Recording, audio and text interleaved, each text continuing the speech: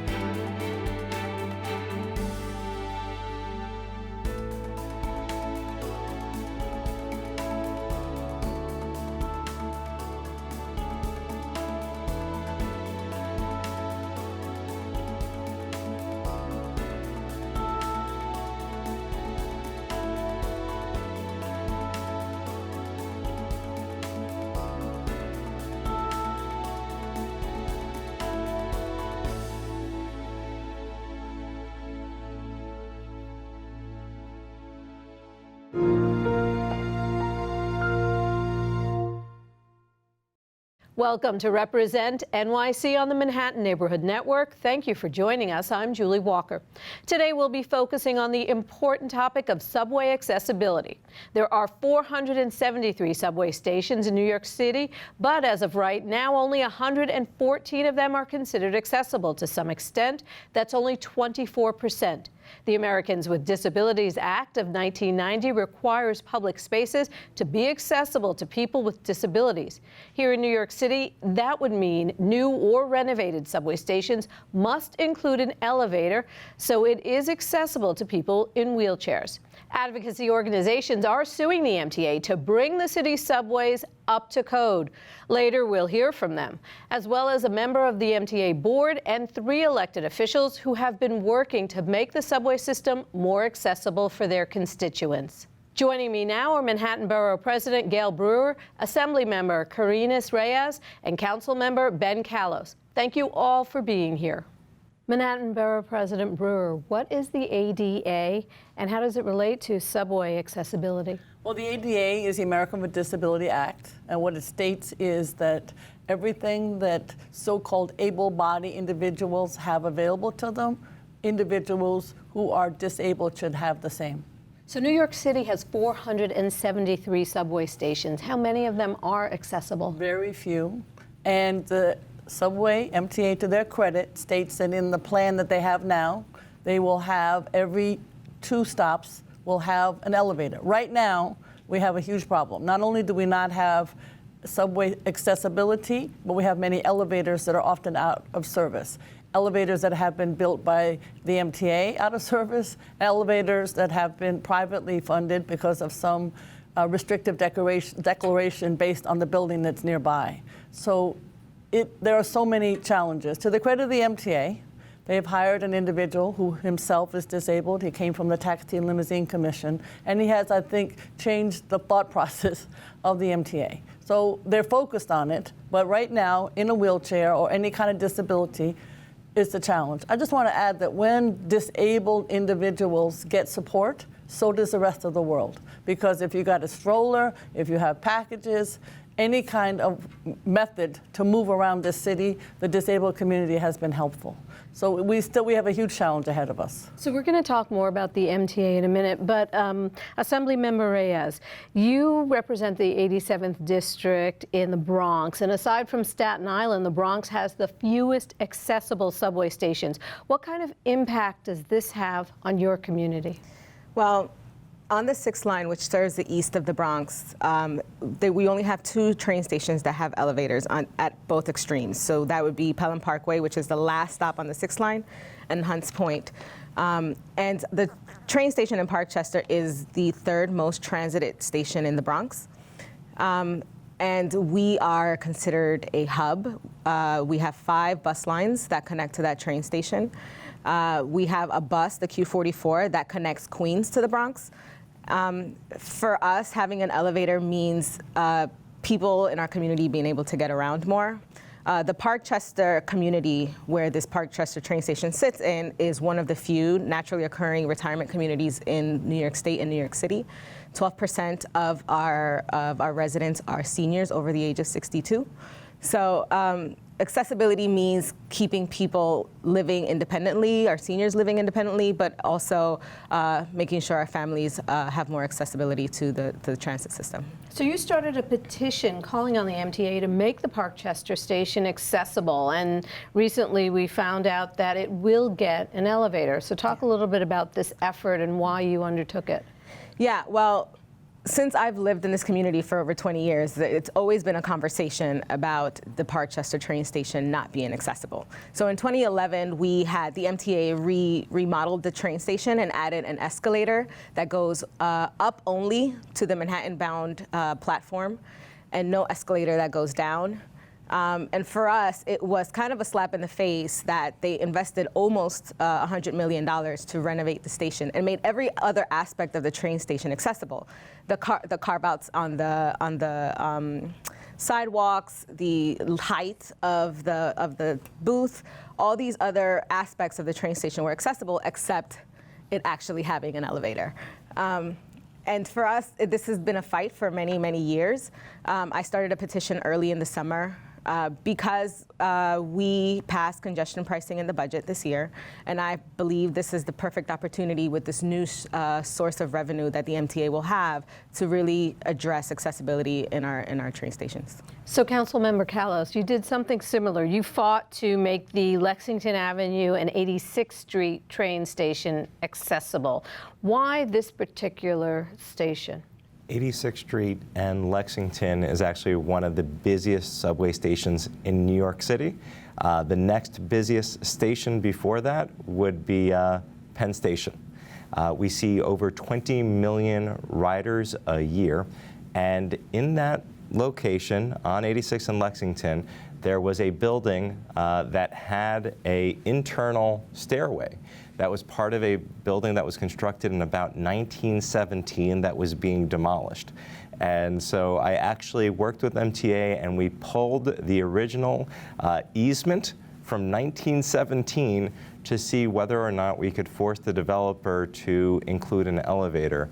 And much to MTA's credit, they were able to force the developer to include an elevator. One of the things that was concerning to me, and I actually worked with our Manhattan Borough President, our State Senator Liz Kruger, our Assembly members Seawright and Court, as we met with the MTA, is the plan was only to add access to the Uptown 6, even though the 4 and 5 express lines also stopped at 86th Street. And so we started a petition asking them that as long as they were opening up the ground, as long as they were digging a foundation for a new building that was going to go down to the express lines, why couldn't we just add an elevator? And I will say that we fought very hard. We got many, many signatures. I was disappointed that we weren't able to get additional service for the express, but we do have one elevator. Now we just need to get that second elevator. And I think the key thing here is, particularly in Manhattan, we need to make sure that as new construction happens that's anywhere near a subway, that those developers make the stations accessible. Okay, thank you. Manhattan Borough President Brewer, in February, your office released a report on subway accessibility. How did you collect the data, and what are some of the key findings of that report? Well, the key findings were how often out of service, 81% of elevators were missing alternate travel information. 40% of the stations with elevators needed improved signage and wayfinding. 54% were dirty in the elevator itself. And many of the stations were missing what we call stair nosing for people of low vision. So there are many aspects to making a station, as you heard earlier, accessible. It's the elevator, it's wayfinding, it's all the ways in which you can reach different aspects of the station. There's one station in Brooklyn, J Street, that is now attempting to do that with all aspects of one's disability addressed. And there is a hope that this will give us ideas about how to do all the stations. We also have done a study about, as we heard earlier from the council member, you have to be able to get to the station. And believe it or not, just having the ability to travel on the pedestrian ramps, which are the sort of dips from the sidewalk to the street that have the bumps on them, was how folks may understand a pedestrian ramp. We found that in Broadway, all along Broadway, in 2014, only 9% were compliant with the ADA. So if you're in a wheelchair and you want to get to this subway that has an elevator, you need a ramp. So there are many ways in which persons who are disabled need support to be able to get to work or to an appointment. So just quickly, the lawsuits against the MTA to make some of these accessibility issues, actually to fix some of these accessibility issues, where are we with those, just quickly? Well, it's been done. It's certainly the Manhattan folks is Susan Dua, who is part of the Disabled Manhattan organization in particular. She's an attorney. She's the one who's brought it, as well as some of the Disabled in Action folks. They're suing. It hasn't been resolved. You have to understand that this lawsuit is such that it started with a guy named Jim Wiseman in the 1980s, and the only reason we have 100 stations now with an elevator is because of the lawsuits. So the MTA has not done this up to now willingly. It's been only done via lawsuit. So I have the hope that in the plans that are being proposed, we won't need any more lawsuits, that they will be done as suggested, which is every 2 stations will have an elevator. That's the plan. Assemblymember Reyes, again, just briefly, what recommendations do you have for the MTA to make subways more accessible in the Bronx? You took on Park Chester. What's next? Well, I think it's important that they do keep to their plan and to their promise to make every other train station accessible. In the Bronx, it's particularly difficult for people to get from east to west of the borough. And I think just creating more accessibility opens up so many doors for people in the community, whether they be families, like I said, seniors, but we have a lot of individuals in our community who are disabled, who want to work, who want to go to school, and we are limiting their ability to get around, particularly in a city where it seems like we're moving towards a culture of having less vehicles on the road, and if that's where we're moving towards, we have to make sure that public transit is accessible. Same for you, council member. Following what the borough president said, we need to make sure our sidewalks are actually accessible. In my first term, I actually introduced legislation to say that the city should have to do this and work with landlords to make it so. The same organization, the Center for Independence of Disabled New Yorkers, brought a lawsuit. Now the city has to get that done in the next 10 years. So I think that's going to be a step in the direction. As I mentioned, as new development comes up, we need to ask a lot more of our developers and say that if you're right next to a subway, which is part of what makes that property very valuable, you have to make sure that that subway station is accessible. When they built the 2nd Avenue subway in my district, at 86th Street, they gave us 1 elevator. And if that elevator is ever out, that means that 86th Street is no longer accessible. Similarly, at 96th Street, meanwhile, I think at 72nd Street, we have 3 or 4 elevators. That being said, we've had instances where actually all 3 or 4 go out. But nevertheless, you want to be in a situation where there's always an extra elevator. So one of the things I have advocated with the MTA with, and they have actually disagreed with me on, is if you're going in to dig a hole in the ground to build 1 elevator, why not build 2 or 3? And that way you have redundancy in case something goes wrong with one of those elevators. I've been disappointed that the MTA is only interested in going around and building 1 elevator and then possibly going around. And I think it's really up to the advocates and people watching at home. If you think that these elevators should be working, please work with us. Please work with advocates at Transit Center or Center for the Independence of Disabled New Yorkers and let's use the data. There's a data feed of these elevators when they're up, when they're down, to really hold them accountable. And I've actually started taking to Twitter. Anytime I see problems with the subway, I actually tweet at the MTA to let them know what I think, and Do they respond? They respond. They have actually fixed escalators in response to me tweeting about them going down, particularly on Roosevelt Island, which I also represent. And again, Roosevelt Island has one elevator per platform. All right, well, we're going to have to leave it at that. We will be speaking with advocates in a bit, but I want to thank the three of you now again for your insight. We're going to take a quick break, and we're going to be back with three new guests.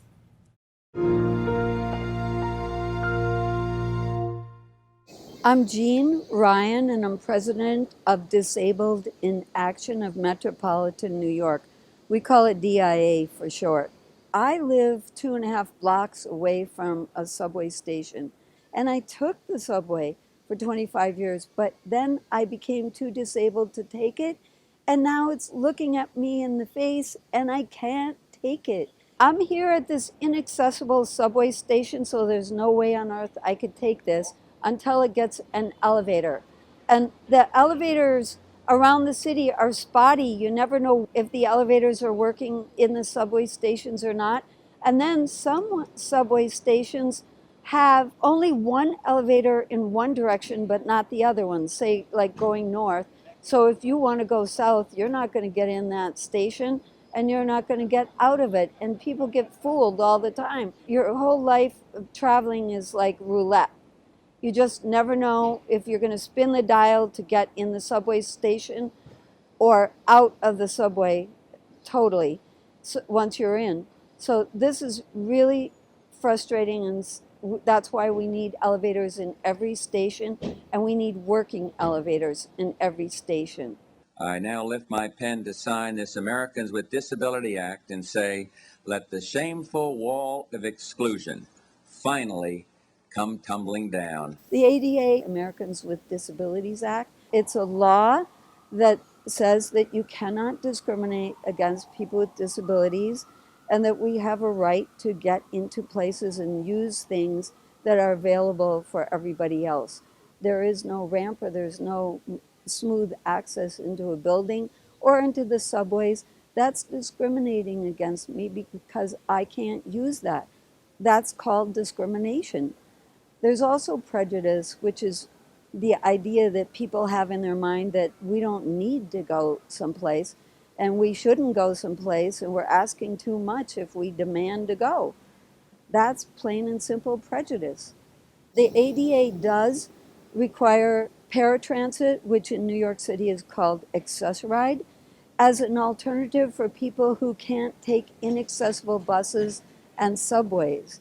With Access-Ride, you cannot do spontaneous travel. You have to book it 1 or 2 days in advance before 5 o'clock. Everything has to be really set, and people do not live their lives like that.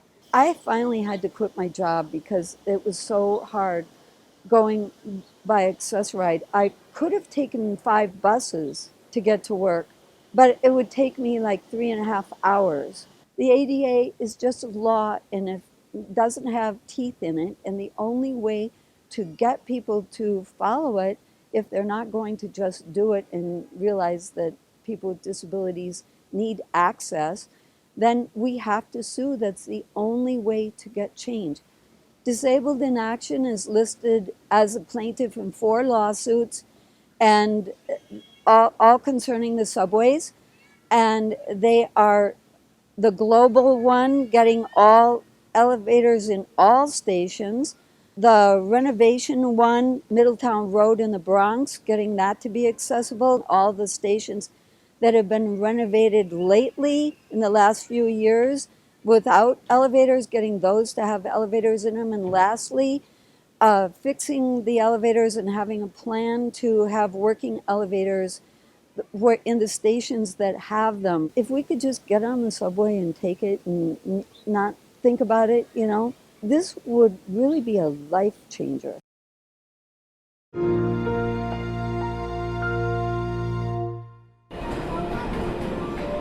The The subway system is obviously very old and it predates most accessibility laws. When the Americans with Disabilities Act was passed in 1990, the MTA agreed to make what's called key stations accessible. So they initially agreed to make 50 key stations accessible, and that got expanded to 100. But there's actually 472 subway stations, so that doesn't cover nearly all of the subway stations that New Yorkers would use. When we look at medical appointments or schools or community events, all of those things require public transportation. And so people aren't able to live their lives the way that they should be able to right now. They've made so few accessible stations and they've worked so poorly that the number of people who need paratransit is vast. What we end up with is a quote-unquote separate but equal system, which is to say not actually equal. So to comply with the Americans with Disabilities Act, the MTA has to meet a variety of different ADA regulations within their subway stations. There needs to be a stair-free path of travel from the street to the subway train. The MTA has legal obligations to their customers with disabilities under relevant disability rights laws, but it's not just New Yorkers with disabilities who use the subway. It's people with strollers, it's people with heavy luggage, it's people who are elderly, it's people with little kids. The subway elevators really do benefit everyone. Right now, without elevators, it's a really dangerous task to try to get around with a stroller, with multiple children, and it's really a safety concern. We saw what happened when Malaysia Goodson died walking down the stairs carrying her stroller and her child, and it's unacceptable. Malaysia, she was a very, very bubbly person. My cousin was just the best. She really was the best. Like, we could call her for anything, everything, and she was always there. She went to go meet my cousin that day. They did a little shopping on 125th. Both of them had strollers. When Malaysia was transferring trains, she spoke to our cousin Octavia, which is her sister, her older sister. She told her she would call her as soon as she get in the house. And that call never came, probably like 15, 20 minutes after their phone call. We was all getting a phone call that she fell down the stairs and was dead.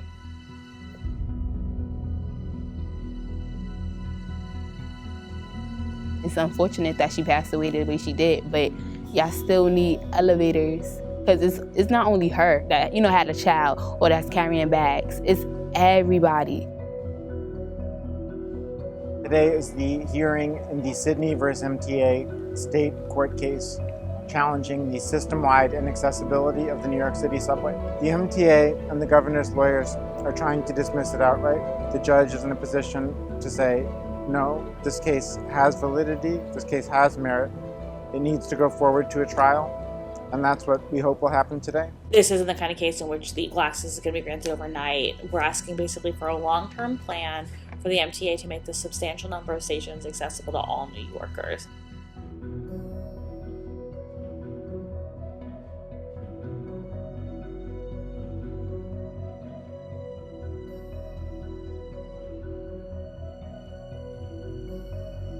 What they're telling the public is 50 stations in 5 years, but they've been unwilling to make a public commitment to that. If the MTA would legally commit to that, we would certainly be talking, but accessibility can't be in last place anymore like it's been. It's going to help so many people and make our cities more compassionate and more functional and just better.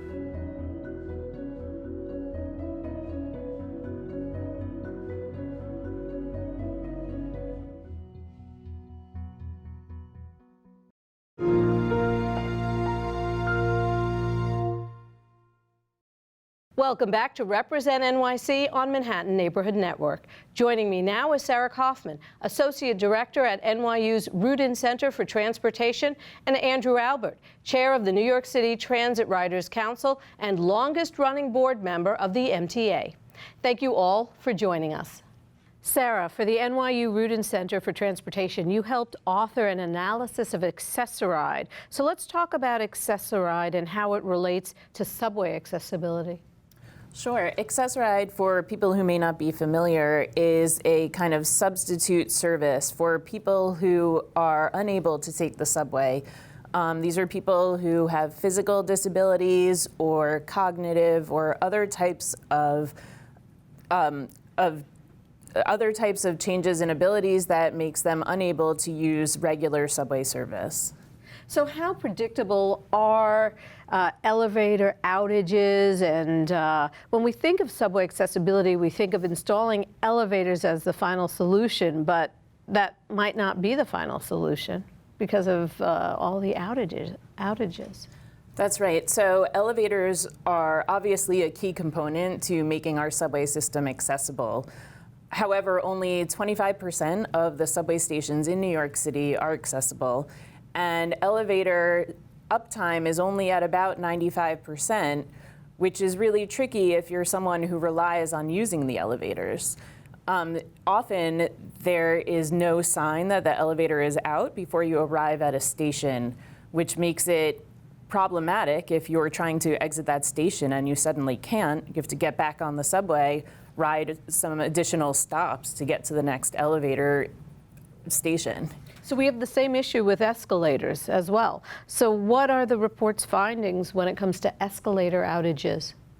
We're finding a large number of equipment outages throughout the system. So we looked at data from 2015, 2016, and found that there's an average of 53 outages per day. That would be every day there is some equipment that cannot be used that people rely on to get around. So Andrew, you are the longest running board member of the MTA. So tell us what the MTA does. Let's start there and move on. Well, obviously, the MTA runs the largest mass transit system in the country, one of the largest in the world. We do have the largest number of stations of any system, 473, of which only 123 are accessible. That's about 21%. That's unacceptable. This system serves New Yorkers like nothing else. I mean, car ownership in New York is really the lowest in the nation because we have this wonderful alternative. But if you're a wheelchair user or someone else with disabilities, it doesn't serve you the way it should. Fortunately, our New York City Transit President, Andy Byford, is the most committed to making this system accessible that I've seen in my 19 years on the MTA board. He's hired, Alex Elagudin, who was referred to in your earlier segment, who is in a wheelchair. He knows exactly what wheelchair users are experiencing, what kind of signage they need, how to alert people in advance if an elevator or escalator is out.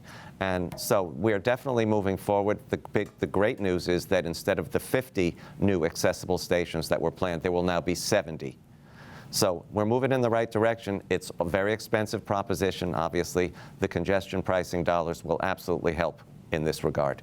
So what about the outages that Sarah mentioned? Her report found 53% on any given day. I mean, even elevators and escalators are wonderful, but if they're not working. Yes. And one of the reasons our escalators are frequently out, I have discovered, is that people with large, heavy packages are using them to transport things. And so these are meant for passengers, not for freight, basically. And so we've got to do a better job of making sure the right folks are using these escalators. I did ask a question at a meeting the other day. When an elevator or escalator goes out of service, is an electronic signal immediately sent? And it is. So they know immediately if something is out, and then they can make necessary repairs. Are they fast enough to suit everyone? Obviously, they are not. So Sarah, your report found that accessoride trips starting or ending near non-ADA accessible subway stations cost a total of $258 million in 2015. So 16 non-accessible subway stations each had more than $2 million worth of pickups or drop-offs within a quarter mile. How cost-effective would it be for New York to make these stations accessible?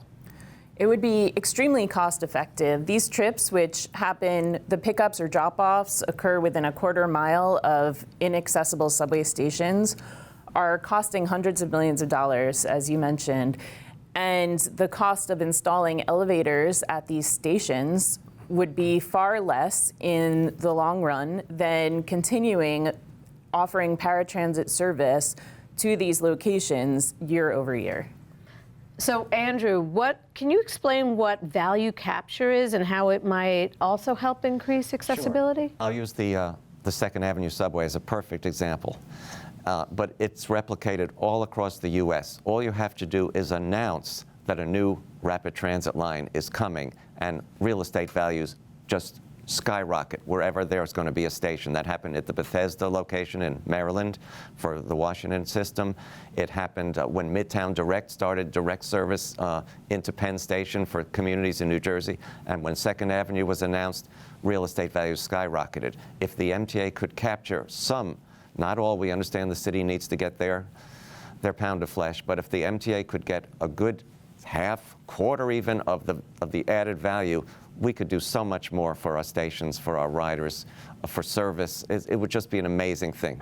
And you heard Councilmember Kalos mention, if a development is coming, maybe they should make a contribution such as make the station accessible, make a new entrance, things of that nature, because it only benefits them and their development anyway. Well, one source of funding we know you'll be getting is from congestion pricing. So briefly touch on how that's going to work in terms of the MTA funding. That will enable, that $3 or $4 billion will enable the MTA to bond, and we will be getting something like 14 or 15 billion out of that. Bonding is a touchy subject for many on the MTA because we are reaching the upper limits of our bonding ability. You don't want to go above a certain amount, or all you're doing is paying off debt service, and that's not good. In addition, we don't have a dedicated fund for operating.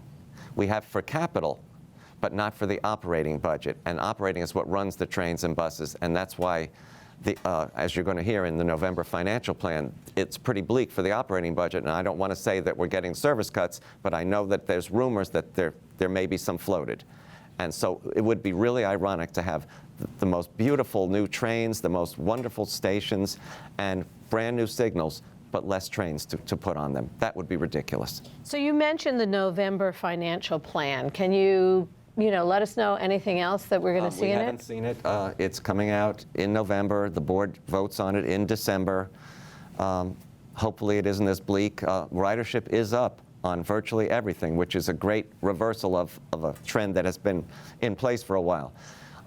One of the reasons it's up is because of the Fast Forward and Save Safe Seconds plan. Trains are coming at a much more normal rate. On-time performance has ratcheted up to 84%, which is unheard of in over 10 years. So people are voting with their Metro cards and coming back to the system. If we're serious about getting people out of their cars, and congestion pricing is one way we're asking them to do that and asking them to pay, wouldn't it be ironic if we had less service to offer them once they've changed? I don't think that's a good turn of events. So I will be out there obviously advocating for no service cuts and for a dedicated source for our operating budget.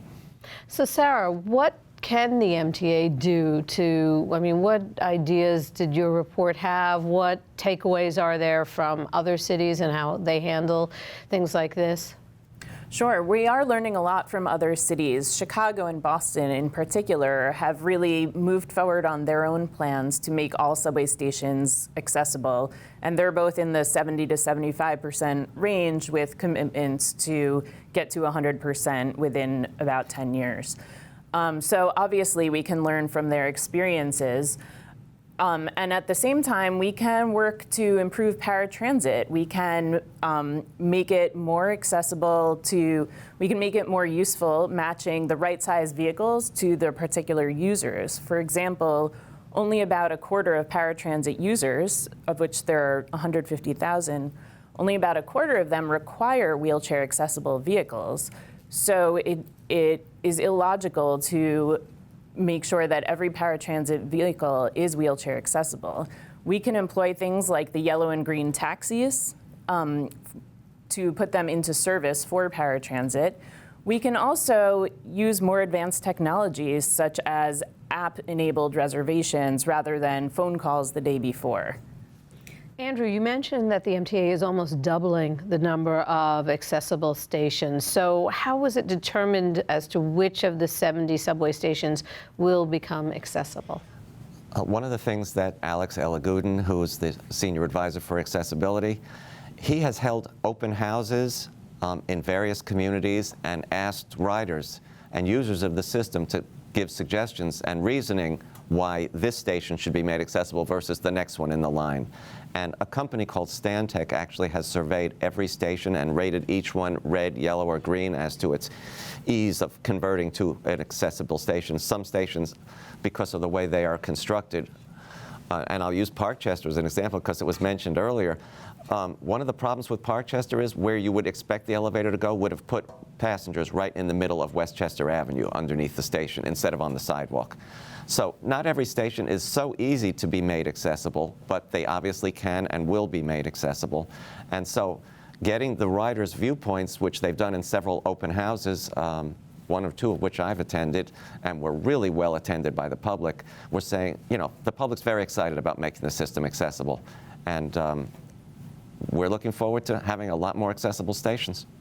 Do we know if there'll be a fair distribution within the different boroughs? I think that's the idea. Yeah, I think that's the entire. In the Bronx, every line except one is elevated, so you have to have, you know, elevators that put people on sidewalks. On the underground stations, obviously, it's much easier. The sidewalks are right there. So final thoughts, just briefly, what are your final thoughts on this issue? My final thoughts are, it's a treasure of a system that other cities can only hope to have. You could not build this today. Nobody would have the money to build this today. So we have to treasure it. We have to keep it running in good operating status, and we have to make it as accessible as it can possibly be so that everyone can see the value in New York and its transit system. Sarah? I agree with Andrew's comments, and I just want to add that often people think of wheelchair accessibility or as elevator access as a kind of smaller niche issue, but I think every New Yorker knows that we're just one bad fall on the ice away from needing an elevator or needing to carry our luggage or push a stroller. And so everybody can use an elevator. Anybody can have an accident, or anybody can be going somewhere with a large amount of bags. So it is not just a small issue. It affects every New Yorker. Okay, well, we've run out of time. Thank you all of my guests for their insight. I hope we've shed some light on the issue of accessibility in our New York City subway. I'm Julie Walker. Thank you for watching Represent NYC on Manhattan Neighborhood Network. Goodbye.